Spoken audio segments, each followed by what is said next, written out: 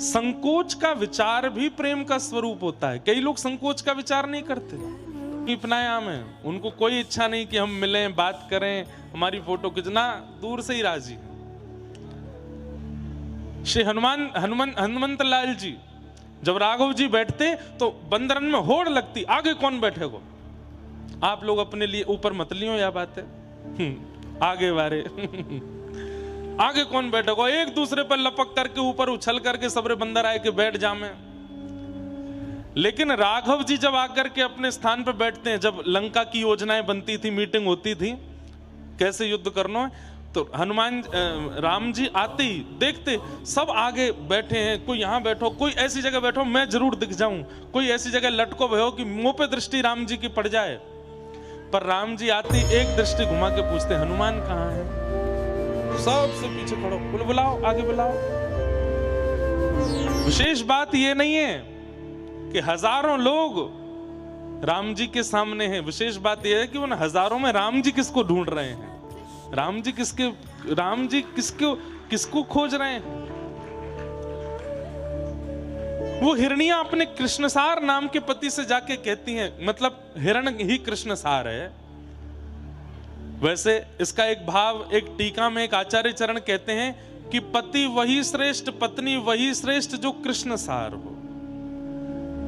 सुंदर पत्नी हो ये विशेष बात नहीं, सुंदर पति हो ये विशेष बात नहीं, धनवान पति हो, धनवान परिवार हो, बच्चे बहुत आज्ञाकारी हो, ये सब विशेषताएं नहीं होनी चाहिए। वो कृष्ण सार हो ये विशेषता होनी चाहिए। पति ऐसा हो जासे ब्याह करवे के बाद ठाकुर जी प्रिय लगने लग गए हों, बालक ऐसे हों जिनके जन्म लेने के बाद व्रज वृंदावन प्रिय लगवे लग गए हो। ऐसे हिरनियां जाती हैं और जाकर के अपने पति से कहती हैं, बहुत ध्यान से सुनो, एक बहुत विशेष बात है इसमें कि हम श्री कृष्ण के समीप नहीं जा सकते, वो हमें देख के डर जाएंगे। हमारे वो गैयाओं को देखने के आदी हैं, कहीं हमारा स्वरूप देखेंगे तो कहीं वो डर ना जाएं, कहीं वो विचलित ना हो जाएं। तब वो हिरण उनके पति अपनी पत्नियों से कहते हैं, हिरणियों से कहते हैं, कोई बात नहीं, जैसे श्याम सुंदर है ना वैसे ही श्याम सुंदर के स्वरूप में यमुना जी हैं, यमुना जी नहीं डरेंगी। तुमको जो प्रेम देना है, जो भाव देना है वो तुम यमुना जी को दे दो, ये यमुना जी भी तो कृष्ण हैं। तो हिरनियां क्या करती हैं, हिरण की नाभि में कस्तूरी होता है, अति सुगंधित कस्तूरी, तो वे सारी हिरनियां जाकर के अपनी कस्तूरी श्री यमुना जी में प्रवाहित कर देती हैं श्याम सुंदर के भाव से, क्योंकि यमुना जी भी श्याम सुंदरा है। एक संग अगर चलें कि चलो डीग तक चल लें, कितना हल्ला होगा पूरे रास्ता में, लेकिन गोपियां वेणु गीत में वर्णन करती हैं 9 लाख गोपियां नंद भवन, 9 लाख गैया नंद भवन की, और कमसा वेणु गीत में वर्णन करती हैं 9 लाख गोपियां नंद भवन, 9 लाख गैया रैसो ग्वाल बाल। इतने लोग ठाकुर जी के संग गौचारण में चलते हैं, लेकिन गोपियां कहती हैं यदि कोई आंख बंद करके बैठा होगा तो उसे पता नहीं चलेगा कि श्याम सुंदर सामने से निकल गए। क्यों? बोले इतने मदमस्त होकर के चलते हैं, इतने धीमे धीमे चरण रख करके चलते हैं। क्यों? श्याम सुंदर के नूपुरों की ध्वनि, श्याम सुंदर की क्षुद्र घंटिका की ध्वनि, श्याम सुंदर बीच बीच में वेणु राव करते हैं, उसकी ध्वनि सुनने के लिए सब लालायित रहते हैं। इसलिए ग्वाल बाल भी कैसे चलें, जब तक ठाकुर जी नहीं बात करें तब तक ग्वाल बाल भी शांति से चलें। और यदि सामने कोई पत्र आ जाए, सूखो पत्र आ जाए, पाम रखते ही आवाज आवेगी, तो ग्वाल बाल पहले ही वाकू हटाते भय चलें कि श्री कृष्ण चल रहे हैं, इनकी नूपुर की ध्वनि आ रही है, इनकी कमर मटक रही है तो क्षुद्र घंटिका की ध्वनि आ रही है, ये बीच बीच में वंशी बजाने लगे, वाक्य ध्वनि आ रही है, और कुछ नहीं तो ठाकुर जी चलते चलते कभी कभी कछु गुनगुनावे लगे, कभी हुंकार किसे कहते हैं, ऐसे करके कभी गाते चलें, कभी कोई राग आ जाए तो ठाकुर जी मुंह खोल के स्वर लेने लग जाए। श्री अष्ट सखाओं में गोविंद दास जी की एक वाणी है। एक बार श्री गोविंद दास जी बैठे थे और सामने गुसाई श्री विठलनाथ जी बैठे थे। और गोविंद दास कुछ गा करके सुना रहे थे। महाराज जी बहुत सुंदर कथा है ये। गोविंद दास कुछ गा करके सुना रहे थे, तो गाते गाते गाते सामने बैठ के गोसाई जी सुन रहे हैं, कोई राग अलाप रहे थे। गाते गाते गोविंदास रुक गए और ऐसे बगल में देख के बोले, कोई नहीं है बगल में, देख के बोले, ए लाला ऐसा करे, ढंग ते गा, स्वर में गा, एक कंसरो बेसरो मत हुए। तो सामने बैठे गोसाई जी बोले, ए गोविंदा यहां देखो, ए गोविंदा तेरे बगल में कोई है तो है ना, तू कौन को डांट रहा है, कौन ते कह रहा है? तो श्री गोविंदास जी बोले, अरे जय जय, आपको ना दिख रहा हो, नेक सो नंद जी को लाला बैठो है और मेरे बगल में बैठ करके कान पे हाथ धर के गाय रो है, और गाते गाते बीच बीच में स्वर जानबूझ के बिगाड़ रो है। ये हमारे बाबू डांट रहा हूं कि नहीं, ढंग ते गा। ये बात सुनते ही गोसाई जी के नेत्र सजल हो गए। बोले, ए गोविंदा सुन, ठाकुर जी को श्रमित मत करे, उनको गान दे जैसे गा रहे हैं, मुंह को बस अचकते धीरे ते यूं बताए दे गा कैसो रहे हैं, उनको स्वर कैसो है, ठाकुर जी की आवाज कैसी है। तो गोविंदास पास आए गए, बोले इतनो मीठो गाम है, इतनो मीठो गाम है, मैं कहा बताऊं। बोले नेक तो बता कैसो गाम है। तो गोविंदास जी की वाणी में वर्णन है, बोले जैसे प्रकृति की धुनी होती है। प्रकृति की धुन कौन सी है? हवा चलती है तो जो पत्तों की ध्वनि आती है, झरना गिरते हैं तो जब पानी की ध्वनि आती है, बादल जब गरजते हैं तो बादलों की जो ध्वनि आती है, रेत उड़ती है तो रेत के टकरावन की जो ध्वनि आती है, ये प्राकृतिक ध्वनियां जो होती हैं ये बहुत आकर्षक होती हैं। और प्राकृतिक ध्वनियों में कुछ पशु पक्षियों की आवाज भी होती है जो धीमे धीमे चहकते रहते हैं। ऐसी प्राकृतिक ध्वनियों को एक साथ एक रस एक स्वर में पिरो दिया जाए तो समझो श्री कृष्ण गा रहे हैं। ऐसे श्री कृष्ण के स्वर हैं, इतनो मधुर श्री कृष्ण गावे।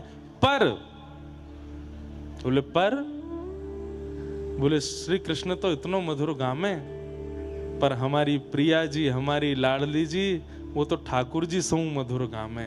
हमारी श्री राधा रानी तो ठाकुर जी को भी मात दे दें, जब वो गावे तो ठाकुर जी भी फीके फीके से लगन लगे। गोसाई जी के नेत्र सजल हो गए। इतने कैसी बात बताई, इतने कैसो भाव बतायो। श्री प्रिया जी इतनो सुंदर गावे? बोले हाँ। बोले श्री कृष्ण कैसो गावे ये तो मैं बता सकूं, पर प्रिया जी कैसो गावे ये तो मुंह आके काजे, तो मुंह पे शब्द भी आप ऐसे ना देखेंगे, उठियो मत बैठे रहो। आप ऐसे ना देखेंगे, उठियो मत बैठे रहो। यहीं आसपास डोल रहे हैं, ये देखो। वाह भैया, ऐसी कथा जटेरी में ही है सके। लोग बाग तो कितनी व्यवस्था बनाए करके, आजकल एआई का जमाना है ना, उसको बोलते हैं आर्टिफिशियल इंटेलिजेंस। यहां पे जेआई का जमाना है, जटेरी इंटेलिजेंस। और ये कैसो है, इसको जेआई भी बोल दो, आरआई भी बोल दो, वो आर्टिफिशियल इंटेलिजेंस है, ये रियल इंटेलिजेंस है। यहां पे कुछ भी आर्टिफिशियल नहीं है। लो असली के पक्षी आए गए। तो पक्षी क्या करते हैं, अब डाल पे बैठे हैं, श्याम सुंदर की पाग देख करके एक पक्षी के मन में आयो, ये गुलाबी सा पुष्प या पीरी सी पाग पे कितना अच्छा लगेगा, लेकिन मैं कैसे जाऊं, मुंह पे हाथ तो है नहीं। तो अपनी चोंच से उस पक्षी वो उस पुष्प को तोड़ लेता है, और तोड़ करके ऐसी दिशा में खड़ा होता है कि उसकी चोंच में लगा हुआ वह पुष्प उसके नेत्रों से ऐसा दिखे कि ये पाग पे धर दिया है। लेकिन श्री कृष्ण तो आगे बढ़ जाते हैं। अब पुष्प का क्या करे, तो पुष्प को जाके वो भी यमुना जी में प्रवाहित कर देता है। तभी तीसरी गोपी बोलती है, अरे सुनो, नेक नीचे तो देखो, यहां का एरो। बोले का एरो है? बोले गैया घास चरनो भूल गई, घास खाई है, मुंह में घास लगी है, चरनो भूल गई है। तब चौथी गोपी बोले, अरे गैया को छोड़ो, वाके थनन को मुंह में लेकर के बैठे भाई बछड़ा बछियान को देखो। गैया तो फिर भी चलो हम मान लें कि नेक बड़ी है, विवेकवान है, ये बछड़ा बछिया इनने दूध लियो है और मुंह में दूध पहुंचो है, अब ना वाकू गटक रहे हैं ना बाहर निकाल रहे हैं, मुंह बस थन में लगा रखो है और नेत्र बंद करके केवल वंशी सुन रहे हैं। तो पांचवी गोपी बोली, ये दूध पी क्यों ना रहे हैं, ये दूध क्यों ना पी रहे हैं? तब एक गोपी बोली, अरे ये दूध उगल भी नहीं रहे, पी भी नहीं रहे, क्योंकि मन श्री कृष्ण में लगो है, कृष्ण की वंशी में लगो है। तो उगल तो या मारे नहीं रहे कि भैया हमारी मैया ने कृष्ण की वेणु सुनकर के या दुग्धकु प्रकट कियो है, तो ये प्रसाद है और प्रसाद को उगलना नहीं चाहिए। तो बोले पी क्यों नहीं रहे? बोले पी हमारे नारे, 1 सेकंड के काजे गटकेंगे, उतनी देर के काजे मन गले पे लगाना पड़ेगा, तो मन कृष्ण की वंशी से हट जाएगा। या हमारे पी भी नहीं रहे तो मुंह में धर के बैठे। भैया वाह छोटे छोटे पक्षी, छोटे छोटे हिरण, छोटे छोटे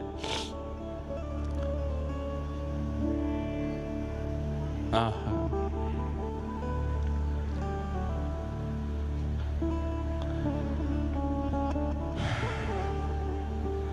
धन्यास्म मूढमतयोऽपि हरिण्य एता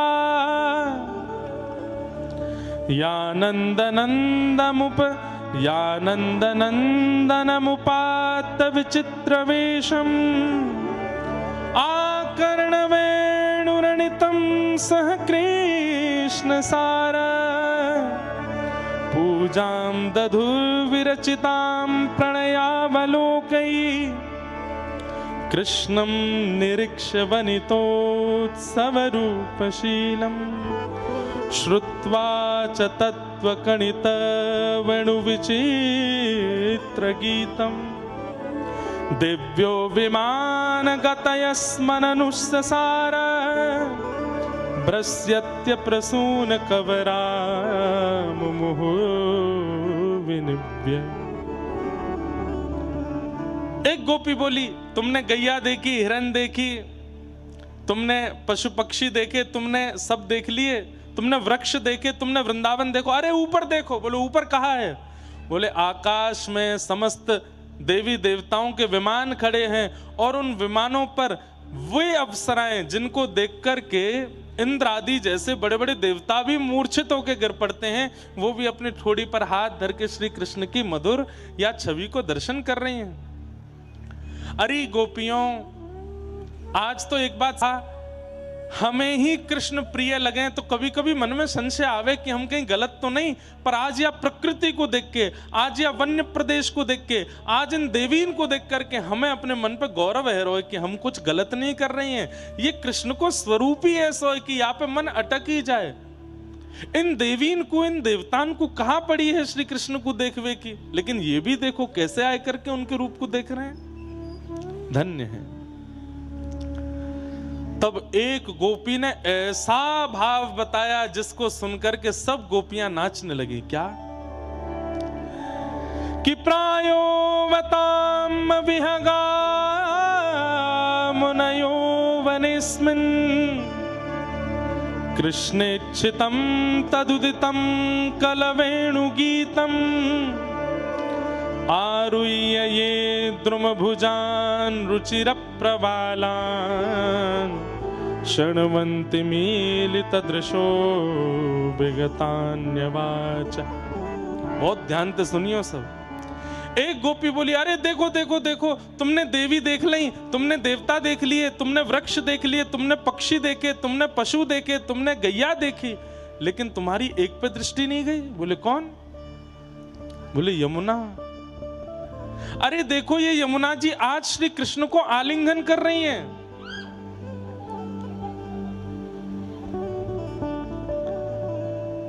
आज ये कृष्ण को आलिंगन कर रही हैं। एक गोपी बोली, ये तो संभव ही ना है सके, श्री यमुना जी कृष्ण को आलिंगन करेंगी पूरा ब्रजमंडल डूब जाएगा। अरे नाय नाय, सच में श्री यमुना जी श्री कृष्ण को आलिंगन कर रही हैं। बोले कैसे आलिंगन कर रही हैं?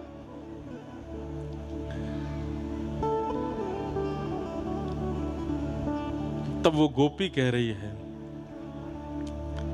जैसे ही श्री कृष्ण ने वेणु रव कियो तो वेणु रव होते ही गैयाओं के थनों से अविचल दुग्ध धार बहने लगी और वो बह करके यमुना जी की ओर जाने लगी। 9 लाख गैयाओं का दूध जैसे यमुना जी में गया, सांवरी यमुना जी आज गोरी है गई।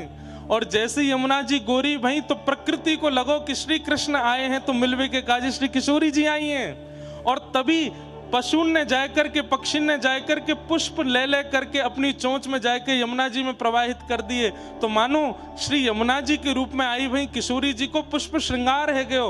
वही समय अपने गर्भ की कस्तूरी ले जाए करके एक हिरणी ने जाए करके यमुना जी में प्रवाहित कर दी। मानो श्री किशोरी जी आई हैं तो हिरणी ने अपने कस्तूरी इत्र से मानो श्री किशोरी जी को श्रृंगार करके उनको सुगंधित कर दियो है।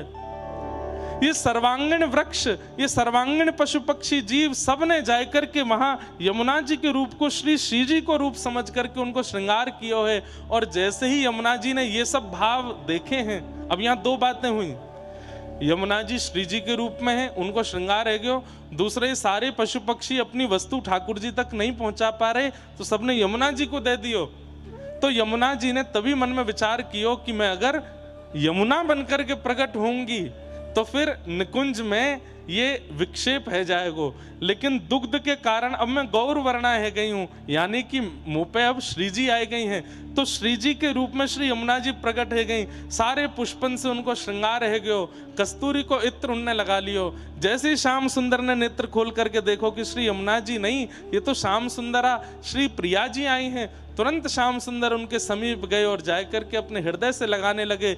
इतने में ही जितने पुष्प थे, जितने कस्तूरी के भाव थे, जो दुग्ध गैयाओं का प्रकट हुआ था, आदि आदि जो भी सामग्रियां यमुना जी में प्रवाहित हुई थी, जो प्रकृति प्रत्यक्ष कृष्ण को नहीं दे पा रही थी, यमुना जी ने जाकर के वो समस्त वस्तुएं श्री कृष्ण को प्रदान कर दी। और श्री निकुंज भाव से आज यमुना तट पर मधुर मिलन श्री ठाकुर जी का यमुना जी से, किशोरी जी से, प्रकृति से, गैया से, हिरण से, पशु पक्षियों से, सबसे हुआ है। गोपियां उसका भाव देख रही है। कितना सुंदर है वेणु गीत। लोग गोपी गीत गाते हैं, लोग गोपी गीत के पीछे अपना खूब पाठ करते हैं, सब उसके प्रवचन सुनते हैं, कथा सुनते हैं, पर गोपी गीत में जो भाव प्रकट हैं किशोरी जी के, सब गोपियों के चित्त में, उसकी भूमिका, उसका प्रारंभ तो वेणु गीत से हुआ है। इसलिए वेणु गीत सुने बगैर यदि कोई गोपी गीत में प्रवेश करना चाहेगो, उतने सुंदर भाव नहीं बन पाएंगे। इसलिए वेणु गीत पहले सुनना पड़ेगा, क्योंकि इस वेणु गीत में गोपियां पशुओं को, पक्षियों को, वृंदावन को, यमुना जी को, प्रकृति को, समग्र ब्रजमंडल को प्रणाम करके हृदयस्थ कर रही हैं। और जब सब हृदयस्थ हो जाएंगे तब हृदय ही निकुंज बन जाएगा, और वह निकुंज में श्री प्रियतम आकर के रास विहार करेंगे। अब जाने निकुंज हृदय में नहीं बनायो, वो सीधे ठाकुर जी के बाद निकुंज में प्रवेश करना चाहे कैसे? आप निकुंज में प्रवेश नहीं कर सकते, आप निकुंज को निर्माण करो, ठाकुर जी प्रवेश करेंगे आपके निकुंज में। वह निकुंज में प्रवेश आप नहीं कर पाओगे जो ठाकुर जी को रचित है। आप तो अपने हृदय में कुंज बनाओ, ठाकुर जी को वहां आमंत्रित करो, ठाकुर जी का उदना आमेंगे। यमुना जी को ऐसा रूप प्रकट भयो है। आहा, अरे मीठे रस से भरोड़ी राधा रानी लागे, महारानी लागे, मोहे प्यारो प्यारो यमुना जी रो पानी लागे। मीठे रस से भरोड़ी राधा रानी लागे, महारानी लागे, मोहे प्यारो प्यारो यमुना जी रो पानी लागे। ये भजन मोए आज तक समझ में नहीं आयो, इतनी बार मैंने गायो, मोई यूं लगती कि ये राधा रानी की स्तुति है कि यमुना जी की स्तुति है। पर आज वेणु गीत पढ़ करके समझ आयो कि जब जब किशोरी जी को अंतरंग भाव से ठाकुर जी से मिलना होवे तो वे ही यमुना जी में प्रविष्ट है करके, यमुना और किशोरी जी एक रस है करके ठाकुर जी के समीप आमे, तभी गोपीन को यमुना जी में श्री जी दिखने लगी। हमारे पुष्टि मार्गी यमुना जी को श्री जी ही बोलते हैं, बोले ये श्री जी ही हैं। अभी तक ठाकुर जी कृपा ना भई, जादना ये गौर वर्णा दिखाई देने लग जाए, समझ जाओ कि अब लाल जी रीझ गए हैं दाव भाव से। ओ मीठे रस से भरोरी महारानी लागे, महारानी लागे, मोहे प्यारो प्यारो यमुना जीरो पानी लागे। रस से भरोरी महारानी लागे, महारानी लागे, मोहे प्यारो प्यारो यमुना जी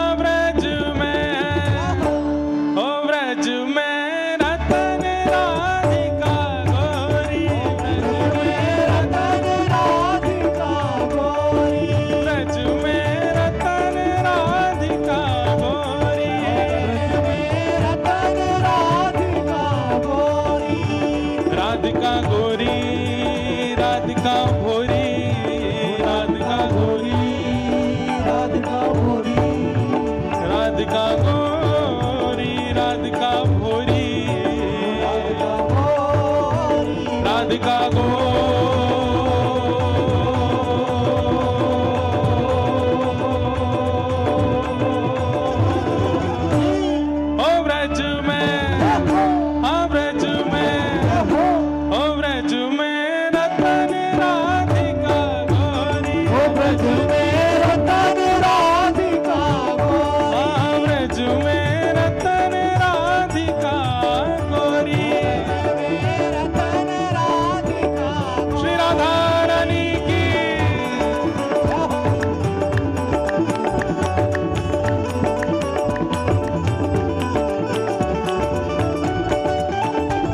नंद के लाला की कीर्ति मैया की लाली की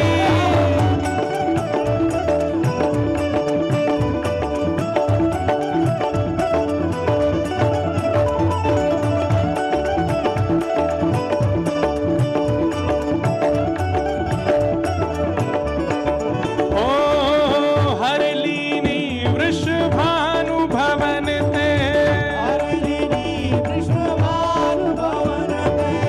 हरलीनी वृषभानु भवन ते वृषभानु भवन ते वृषभानु भवन ते हरलीनी वृषभानु भवन ते नंद सुवन करी चोरी नंद सुवन करी चोरी आनंद सुवन करी चोरी नंद सुवन ओ व्रज में ओ व्रज में रतन राधिका गोरी व्रज में रतन राधिका गोरी हे राधिका गोरी राधिका भोरी राधिका गोरी हाँ राधिका गोरी राधिका भोरी ओ व्रज में ओ व्रज में रतन राधिका गोरी हे व्रज में रतन राधिका गोरी हे कुंज निकुंजन विहार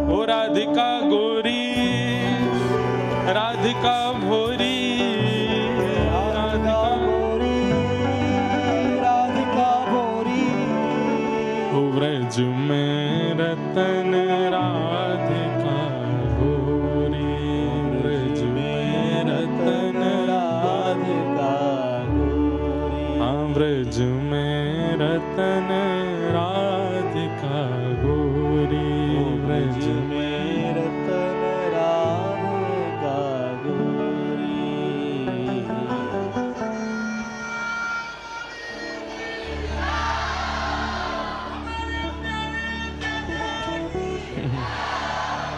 कि प्रायो बताम्ब विहगा मुनयो वनिस्मिन्, कृष्णेक्षितं तदुदितं कलवेणुगीतम्, आरुह्य ये द्रुमभुजान्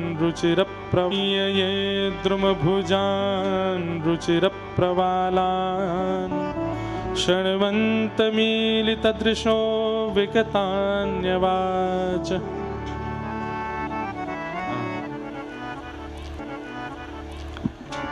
श्री यमुना जी की स्थिति, वन की स्थिति, पहाड़ी, सबकी ऐसी अद्भुत स्थिति हुई है जिसका वर्णन यहां पर सब गोपियां कर रही हैं।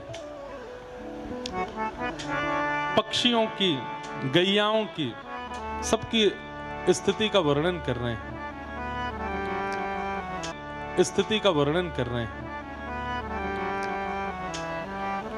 तभी एक गोपी कहती है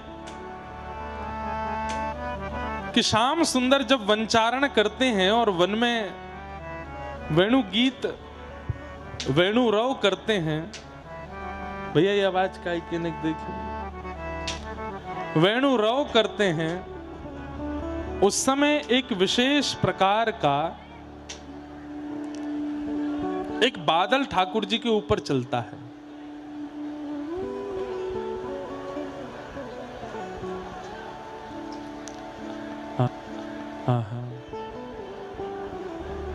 कि दृष्ट्वा तपे ब्रजपसून् सह राम गोपै, सञ्चारयन्तमनुवेणुमुदीरयन्तम्, प्रेम प्रबद्ध उदितः कुसुमावलीभिः, सख्युर्वधात स्वपुषाम्बुदयात पत्रम। बहुत ध्यान से सुनना। गोपी कहती हैं, बोले जब श्याम सुंदर वन चारण करते हैं, वन में विचरण करते हैं, तब एक विशेष प्रकार का बादल जिसकी आकृति छतरी के समान है, वो श्याम सुंदर के ऊपर ऊपर ही भ्रमण करता है। जहां जहां श्री कृष्ण जाते हैं वहां वहां वो बादल ऊपर ऊपर ही चलता है। यानी कि कई बार गोपियों को यदि देखना होता है कि श्री कृष्ण कहां, कौन सी दिशा में गए हैं, बहुत ध्यान से सुनो भैया। कलते तान दुपट्टा सोइयों, कोई परेशान ना करे, वो आज और सुन जाओ बस। गोपियां कहती हैं, अब एक तो भाव यह है कि ठाकुर जी जब गौचारण करने जाते हैं तो छाक अपने संग लेके जाते हैं। मतलब ठाकुर जी रोटी, मिर्च, गुड़, अचार और सुंदर सुंदर सामग्री संग में बांध के लेके जाते हैं। कई बार यशोदा मैया व्यस्त हो जाती हैं तो छाक रख नहीं पाती, तो ठाकुर जी से कहती हैं, लाला तू चलो जा, मैं कोई गोपी के हाथ भिजवाए दूंगी। तो जब कभी भी ठाकुर जी छाक भूल के चले जाते हैं तो गोपियां बड़ी उत्सुक हो जाती हैं, अब यशोदा मैया हमें भेजेगी कि तुम जाओ, लाला के काजे रोटी आदि सब लेकर के वहां पहुंचो, वाह भाव से वहां पहुंचो। तो गोपियों को कैसे पता चलता है कि श्याम सुंदर किस दिशा में गए हैं? गोपियों को कैसे अनुभव होता है कि श्याम सुंदर कहां गए हैं? तब आज वेणु गीत में गोपियां इस बात का खुलासा कर रही हैं कि एक विशेष प्रकार का बादल है, वो ठाकुर जी के ऊपर ही ऊपर डोलता है जितनी देर ठाकुर जी घूमते हैं। तो नंद भवन से निकलते ही गोपियां आकाश में देखती हैं, कहां है वो बादर, वो श्याम वर्ण को, गौर वर्ण को सो बादर जा दिशा में। तो आज गोपियां कह रही हैं कि कहीं श्याम सुंदर को बहुत उष्णता में सूर्य के प्रकाश से श्रम ना हो जाए। ठाकुर जी ऐसे सुंदर सुंदर आभूषण पहनते हैं, कहीं उन आभूषणों से सूर्य का स्पर्श होकर के वो आभूषण कहीं कष्ट ना देवे, इसलिए एक विशेष प्रकार का एक बादल ठाकुर जी के ऊपर छत्र बन करके घूमता है। जहां जहां श्याम सुंदर जाते हैं वो बादल छत्री बन करके चलता है। गौचारण करने जब जाते हैं, क्यों? क्योंकि पहले से ही ठाकुर जी इतने ज्यादा अव्यवस्थित होकर के निकलते हैं। अव्यवस्थित मतलब पादुका नहीं पहनते। आज श्याम सुंदर गौचारण करने गए थे सुबह। ये गौचारण लीला भी बड़ी सुंदर है। आज मैं गौचारण लीला से आया हुआ के बाद भी मेरे मन से निकल नहीं रही गौचारण, ऐसी मन में बैठ गई घर करके। तो भागवत जी में वर्णन आवे कि गोपाष्टमी के दिन ठाकुर जी रोने लगे और रोते रोते यशोदा मैया तो बोले, मैया मैं गैया चराऊंगा। मैया बोली, लाला तू बछड़ा बछियान ने चरावे जावे तो है, अब काई को रो रहा है? ना मैया अब मैं बड़ो है गो, अब मैं गैया चराऊंगा। जैसे छोटे बालक को छोटी भैया ने धीमो, छोटे बालक को और जो राग है अगर वही बजे तो अच्छो है। तो क्या बता रहा था मैं? छोटे बालक को छोटी साइकिल दे दी जाती है, उसमें 2 पहिया होते हैं, 2 पीछे छोटे छोटे पहिया और होते हैं, कहीं गिर नहीं जाए, लुढ़क नहीं जाए। लेकिन कुछ समय बाद बालक कहता है, पिताजी अब बड़ी वाली साइकिल दिलवाओ। क्यों? अब बहुत है कि बहुत दिन यार चला लियो, अब 2 पहिया वाली चलाऊंगा। अब बालक 11, 12, 13 वर्ष को हैगो, लेकिन माता पिता कह रहे नहीं यही चला। तो वाकू चलावे में भी अनुचित लगे, फिर बाहर निकलवे वाकू शर्म भी आवे। सब लोग देखेंगे, अरे बता इतना बड़ा हैगो, वो तू 4 पहिया वाली साइकिल चलावे पे आया। तो ऐसे ही ठाकुर जी जब छोटे छोटे बछड़ा बचिया लेके निकलते हैं तो कई बार बड़े बड़े ग्वाला ठाकुर जी को यूं कहते हैं, ए लाला ए देख छोटी छोटी गैया बछड़ा बचिया ने ज्यादा दूर मत लेके जाकर, तू नंद भवन के आसपास ही डोल तो रहकर, तू खो जाएगो, तेरी बछड़ा बचिया खो जाएंगी सबरी। ये वन में जानो, पर्वत पे जानो, नदी तट पे जानो, ये तो बड़ी बड़ी गैया और बड़े ग्वालान को अधिकार है। तू वहीं रहकर नंद भवन के पास छोटा सा हवा पकड़ के ले जाएगो तो। सो ठाकुर जी को इतनी मतलब ईमान पे आती है ये बात कि दारी के मैं बड़ा है, मैं बड़ी गैया ने लेके जाऊंगा। ठाकुर जी है तो कहीं 11 वर्ष के, लेकिन देखने में नेक्से से ही है। मैया सो हट कर रहे, मैया मैं गैया चरावे जाऊंगा। हाँ हाँ, मैयारी में गाय चरावन जे हूँ, मैयारी में गाय चरावन जे। तू कहे मेहर नंद बाबा सो, तू कहे मेहर नंद बाबा सो। कल एक मैया हमको श्री परमानंद दास जी को पूरा साहित्य दे गई इतनो, और ये परमानंद दास जी कोई पद है। परमानंद दास जी क्या गा रहे हैं? ठाकुर जी कह रहे हैं, मैया तू नंद बाबा ते कह दे। बोले कहा, तू कहे मेहर नंद बाबा सो, तू कहे मेहर नंद बाबा सो। बड़ो भयो ना डरे हो, मैं बड़ो भयो ना डरे हो। मैया अब मैं बड़ो है कहूँ, अब मुँह को डर ना लगे, अब तू बाबा समझा दे। वो आज मुँह को बालक ही समझे। मैया मैयारी में गाय चरावन जे हूँ, मैयारी में गाय चरावन। ठाकुर जी कह रहे हैं, मैया अब मैं बड़ा हो गऊं, तू नंद बाबा समझा दे, अब मुँह डर ना लगे। इतने मैया बोली, अरे लाला देख हुआ आगो पीछे। तो सोई ठाकुर जी कूदे मैया की गोद में, मैया मोए बच्चा। बोले तू तो कह रहा तू बड़ा होगो। ठाकुर जी सच में ना आयो का? बोले ना आयो। अरे मैया तू ऐसी मोते आनंद लेवे, अरे मुँह ना डर लगे। बोले हवा बोल दूं तो तू ऐसो दबो दबो सो डोले। वहां वन में जाएगो, कभी अंधेरो होवे, कभी बारिश पड़ जाए, जोर की धूप निकले, बंचर जीव आ जाए, स्वयं की रक्षा तो कर ना पावे, गैया ने कहां चरावे को। मैया तू मुंह पे एक बार भरोसा करके देख ले, मैं सही में गैया चराऊंगा। मैया बोली मैं नहीं जान दूंगी, अकेलो छोरा मेरो हो जाएगा, अकेलो ना जाऊंगा। बोले तो बड़े बड़े हैं मेरे संग जावे वाले। बोले कौन है, बड़े बड़े नाम बता।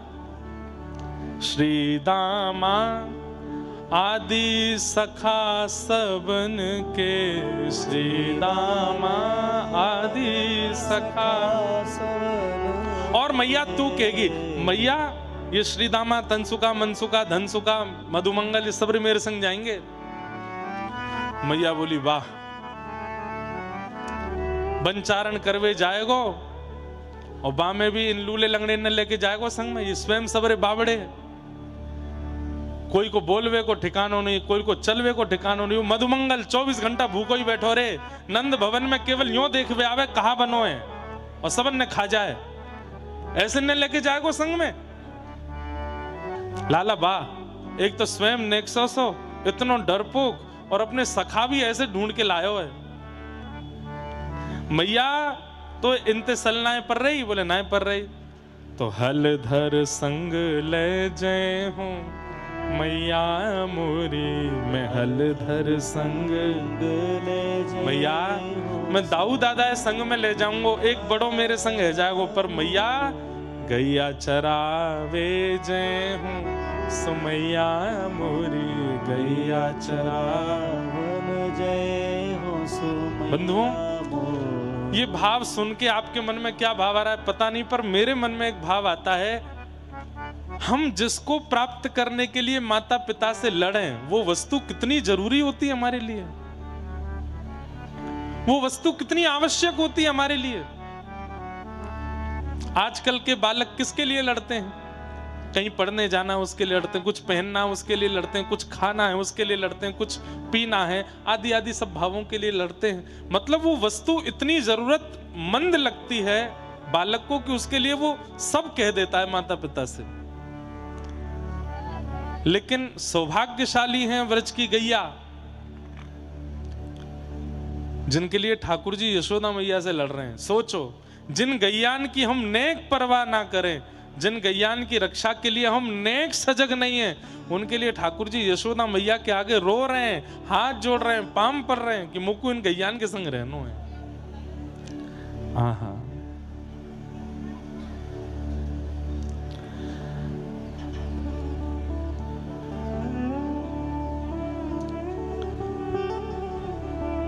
आज कथा के विश्राम में होली महोत्सव होगा, तो आप सब लोग पहले तो होरी खेल के जाइयो। यहाँ पे ये सबरे रंग जो मंच पे दिख रहे हैं सबरे नीचे आवे आ रहे हैं, एक नायरे को यहाँ पे और उससे पहले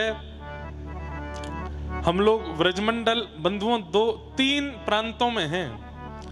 व्रजमंडल का बहुत हिस्सा उत्तर प्रदेश में है, कुछ हिस्सा हरियाणा में है और फिर बहुत हद तक हिस्सा राजस्थान में है। हम अभी जहाँ हैं वो राजस्थान प्रांत के अंतर्गत आता है। तो यहाँ के मुख्यमंत्री जी श्री भजनलाल शर्मा जी आने वाले थे लेकिन वो नहीं आ पाए, तो उन्होंने अपना संदेश वाणी के माध्यम से भेजा है। तो कथा में आज होली महोत्सव से पूर्व उनका एक बार ये भाव भी हम लोग सुन लेंगे।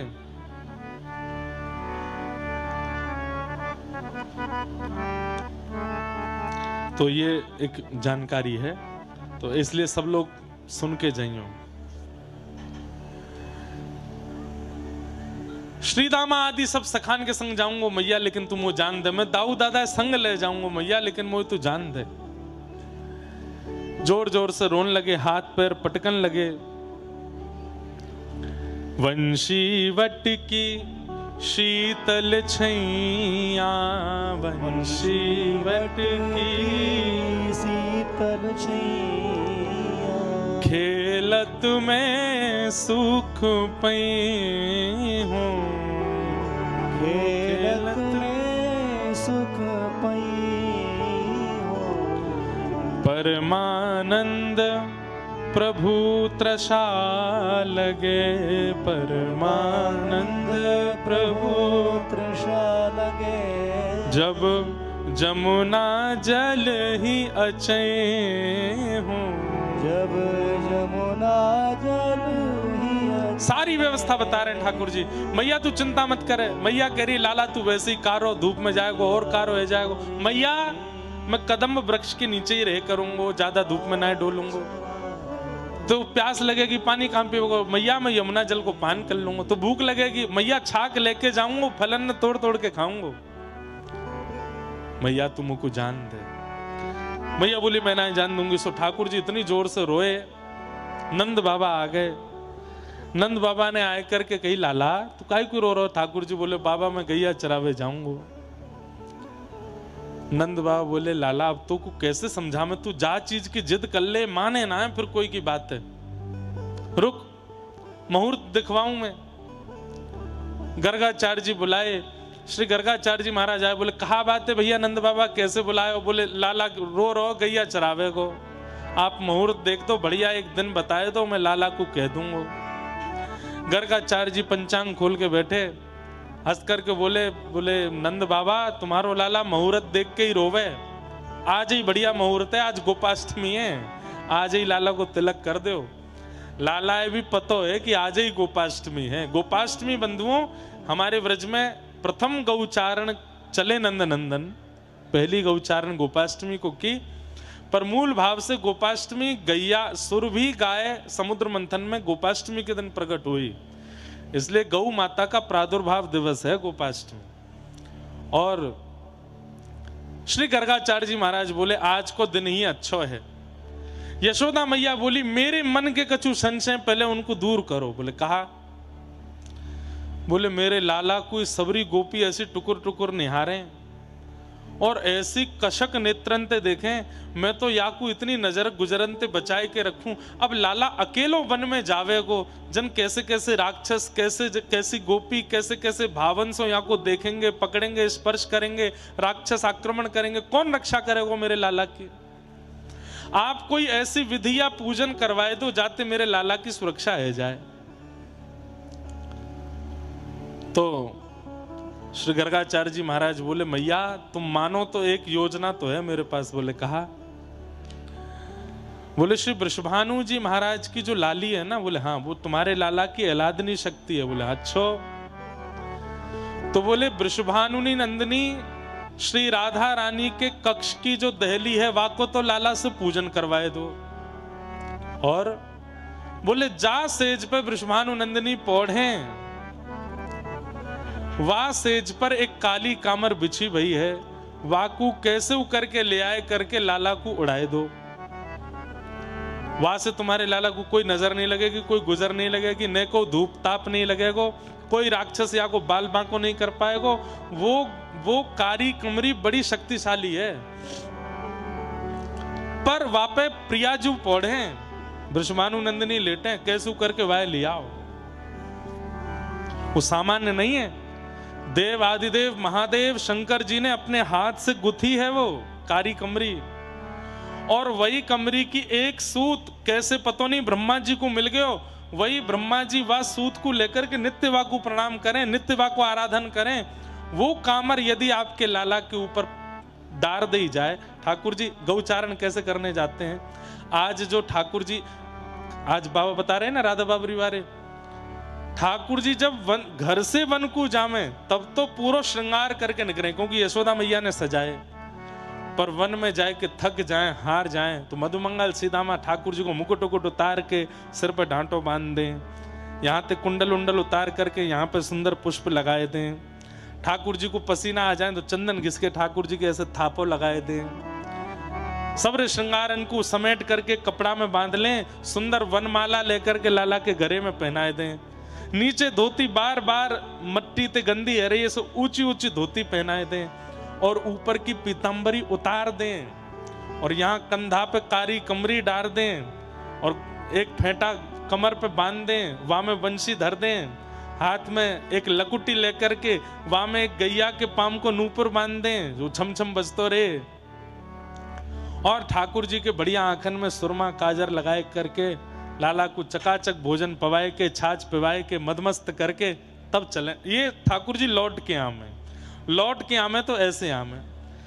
यशोदा मैया भी वाह झांकी को देख करके बलैया ले, अरे मेरो लाला कैसो चोखो, अरे सुबह तो ऐसा दुल्हा सो बनाए के भेजूं, शाम को आवे ग्वारिया बन के आवे। बोले मैया तू इतना भारी श्रृंगार कर दे मेरो, मुझे तो ऐसा ही अच्छा लगे गैया चरावे में। सबसे प्रिय श्रृंगार है ठाकुर जी का। ये गोपियां जो वेणु गीत गा रही हैं, ये उसी रूप को देख करके गा रही हैं जो रूप आज ठाकुर जी का वन में आप देख रहे थे। वैसे वास्तविकता तो ये है कि जो स्वरूप सरकार गए थे वो यशोदा मैया के श्रृंगार से, पर या भिंडला सखा को जो श्रृंगार कर दियो ये गहुचारण को श्रृंगार है। कहीं तक कोई भी कछू भी लेके आ रहा हो, मुंह पहना रहो। आज वो एक बाबा ले आयो, कछू यहाँ धर दे, नीचे यहाँ पे वो बांध दियो गैयान को सो, भाई मैं काजू बादाम धर दिए। एक बोले हम भाई आम भर दो सबरे काजू बादाम ने, बैठो बैठो ब्यास गुटुक तो रहेगो, गुटुक तो रहेगो। अभी हमारे ब्रज की भाषा है गुटुक तो रहेगो। जैसे पक्षी चुगते हैं ऐसे ब्रजवासी गुटुकते हैं। मुंह सुन के यूं लगी मैंने कि यार कोई वैल्यू ना ब्यास की, गुटुक तो रहेगो बैठो बैठो। लेकिन भैया ये आनंद है, ऐसी कोई बात ना है। पर हमारी जो दशा कर रखी लोगन ने, कहीं तक कछु भी पहनाए के ये दशा ग्वाल बाल कर दें लाला को वन में ले जाए करके।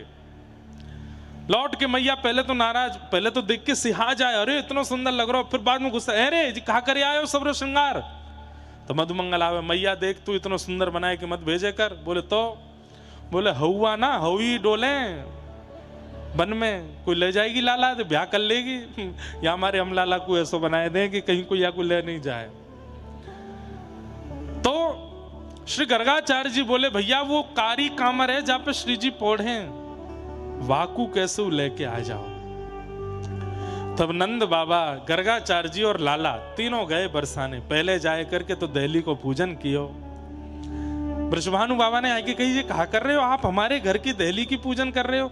गर्गाचार्य जी बोले आप अब ये स्पष्ट तो बता नहीं सकते कि राधा रानी की कृपा के लिए पूज रहे हैं, तो बात बदल करके बोले आप ब्रजमंडल के सबसे बड़े ग्वाला हो, सबसे बड़े गोप हो।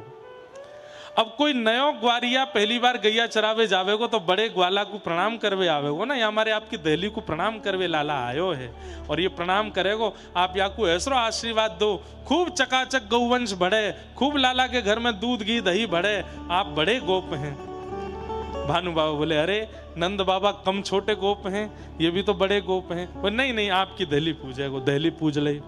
अब गर्गाचार्य जी नंद बाबा कह रहे हैं, बोले वाह कैसे लेके आमे, वो जो सेज पे सोई हैं।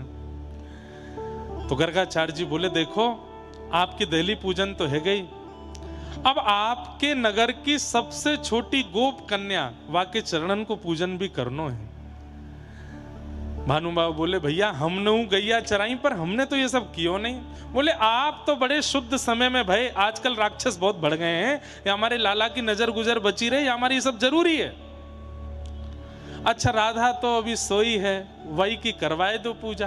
बोले कोई ना हम सोती वही की कर लेंगे। भीतर गए, ठाकुर जी ने जाके चरण वंदन किया, सोती भाई किशोरी जी की आरती करी, बलैया लई। अब भैया बड़े गोप की दहली प्रणाम करवे आयो तो भानु बाबा कीर्ति मैया खूब सारी सामग्री लेके आई। एक छड़ी लाई करके दई, पामन के नूपुर कड़ूला दिए लाला को, लाला गैया चरावे को, और भी सामान दिए। बड़े संकोच में नंद बाबा बोले अरे आप ये सब मत दो, हमारो एक चीज एक वस्तु पर मन आ गया वो दे दो। बोले कहा, बोले आपकी लाडली जी जहाँ पे सोई हैं पौड़ी हैं, वहाँ के नीचे कारी कामर बहुत सुंदर लग रही है, वो दे दो। अरे या को कहा करोगे, ये तो पुरानी है और ये तो प्रयोग में लाई जा चुकी है, कोरी दे दूंगा मैं। बोले कोरी ना चाहिए, यही चाहिए। बोले कैसे दूं, लाडली तो सो रही है अभी। ठाकुर जी ने किशोरी जी, वो तो सोवे को नाटक कर रही है सब पता। इतने में ऐसे करवट लई किशोरी जी ने, वो कामर रिक्त है गई, मतलब वाजे पल्लंग को चली गई। ठाकुर जी को देखो देखो देखो आपकी लाली ने करवट ले ली, अब कामर उठाए लो यहाँ थे। बोले हाँ लाला उठाए लो। तुरंत ठाकुर जी ने कामर लेकर के अपने कंधा पे डारी और बन गए गोपाल। और नंद बाबा बड़े प्रसन्न है गए, गर्गाचार्य जी प्रसन्न है गए। बोले लाला अब तो कोई अला बलाए नहीं लगेगी, बस या कामर को संग ही रखिए अपने, जे कभी ना खोनी चाहिए, ये सदा तेरे कंधा पे रहनी चाहिए। या हमारे श्री ठाकुर जी काली कामर डार करके फिर गैया चराए हुए जामे। काली कामर के भाव सो श्री जी ठाकुर जी के संग उच्चारण में जामे। बोलो वृषभानुनंदिनी श्री राधा रानी की। ऐसे ठाकुर जी गैया चरावे के। एक बार महाराज जी ठाकुर जी की कामर खो गई। सूरदास जी वर्णन कर रहे हैं वह भाव को। ठाकुर जी आए, बात ऐसी भई, नेक्स्ट सुनो, ध्यान से सुनियो। अभी हमको ये कथा सुनानी, फिर भागवत पूरी भागवत और पूरी करनी। बैठे रही हूँ, आज 12 बजाऊंगा रात के। हम कल ते तो कथा है ना, है आज ही करके जानो। अरे ना बजाऊंगा 12, उठियो मत, बैठ जाओ। अब ही कर रहा हूं पूरी। 2-4 मैया बोले ये तो कर दे वो काम, या कौन सा दूध निकारनो। आहा,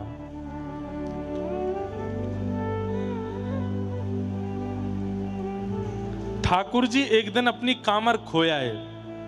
अब बाद में बताऊं कि पहले ही बताता हूं, खो के ना आए, जल्दीबाजी में लेके ही ना गए।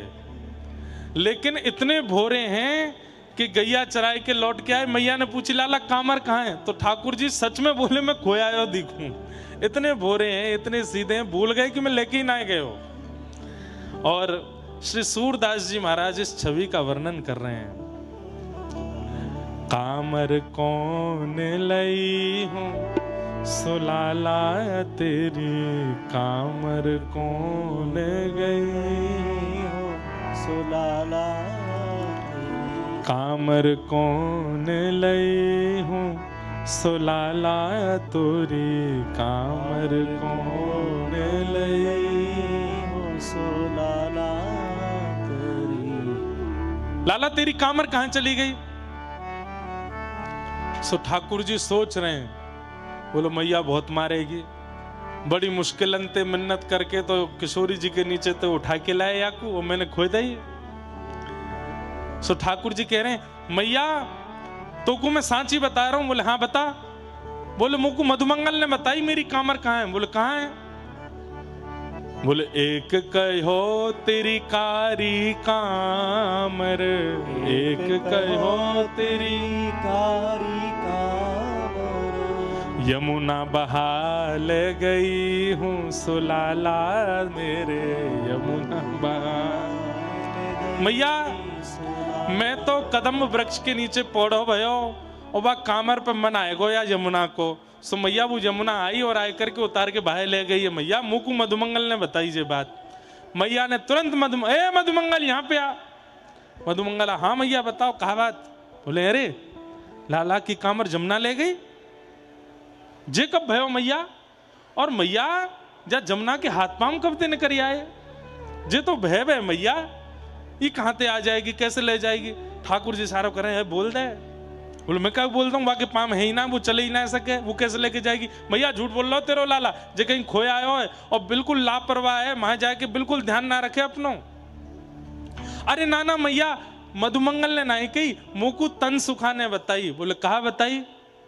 एक कहो तेरी कामर कारी कामर, एक कहो तेरी कारी कामर, बछिया खाए गई हूँ सुलाला मेरे, बछिया खाए। महाराज जी रात में मां कुटिया पे गए और गंधमादन पर्वत के रात में 12 साढ़े 12 बजे वहां पे हमारी मैया और हम दोनों बैठ के यही पद गा रहे आगे वहां एकांत। आज जहाँ ठाकुर जी को लेके गए तो मैया बोली कल सुनाइयो। मैंने कहा कल गौचारण है, कल सुनाऊंगा।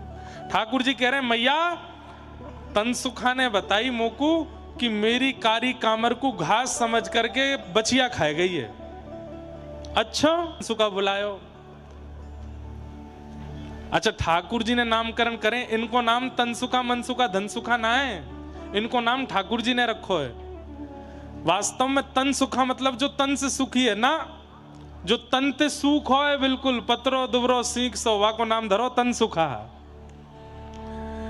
एक है वो 24 घंटा रोतो ही रहे। ठाकुर जी बोले अरे तू रो काई को रो, तो बोले लाला रो ना रो मेरो मोही ऐसो है। ठाकुर जी ने वा को नाम रख दिया तेरा नाम है मन सुखा, मन ते सुखी है। एक है वो फटे पुराने लत्ता ने पहन तो डोल तो रे, लत्ता तो जाने हैं, लत्ता जाने कपड़ा, फटे पुराने कपड़ा ने पहन तो रे। ठाकुर जी ने कही अरे तो पे नए कोरे वस्त्र ना है, ऐसी रोज एक ही कपड़ा ने पहन ले। अरे लाला हम तो ऐसे ही हैं, हमारे घर में इतनी व्यवस्था ना है। ठाकुर जी ने वहां को नाम धर दियो धन सुखा। धन सुखा, तन सुखा, मन सुखा, ये सब ठाकुर जी ने नाम धरे हैं। और जाके जैसे गोपीन के यहाँ चोरी करवे जामे, तो जहां पहले पाम मधुमंगल के पड़ जाएं, ठाकुर जी ने एनालाइज की जहां पे पहले मधुमंगल पहुंच जाए जा घर में, वहां घर में पिटाई जरूर होवे। तो जाके पाम पड़ते ही सब अमंगल ही अमंगल होवे, वहां को नाम धरो मधुमंगल। उल्टे नाम धरे हैं, ये मधुमंगल है, ये पाम पट्टे, जहां जा गोपी घर में पाम धरे वहां पिटाई जरूर होवे हमारी। और जहां में नेको बलना है वहां को नाम धरो सुबल, ये सबसे बड़ा बलवान है हमारो।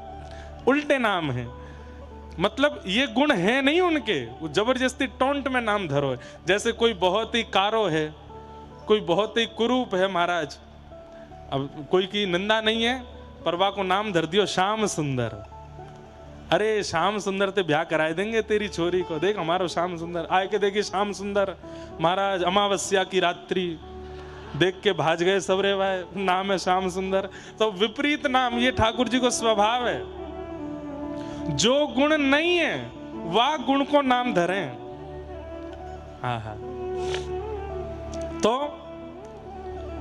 मैया ने तनसुका को बोला कौन सी बछिया या की कामर खाई गई? अरे मैया जी बछिया बछड़ा तो केवल दूध पी में, घास भी ना खा में, कामर कहां ते खाए लेंगे? ठाकुर जी बोले ये तो मैंने सोची ना, ये तो खामे ही ना है। अरे मैया मेरी बात सुन, तो को मैं एक बात बताऊं? बोले हाँ बता। बोले मेरी कामर एक गोपी ने चुराई ली है, और वो गोपी मोते बोली लाला मैं तो को कामर दूंगी, लेकिन पहले मेरे सामने नाच के दिखा। मैया वो गोपी मोको अपने कमरा में और मोते जाए के बोली एक कहो नाच मेरे आगे, एक कहो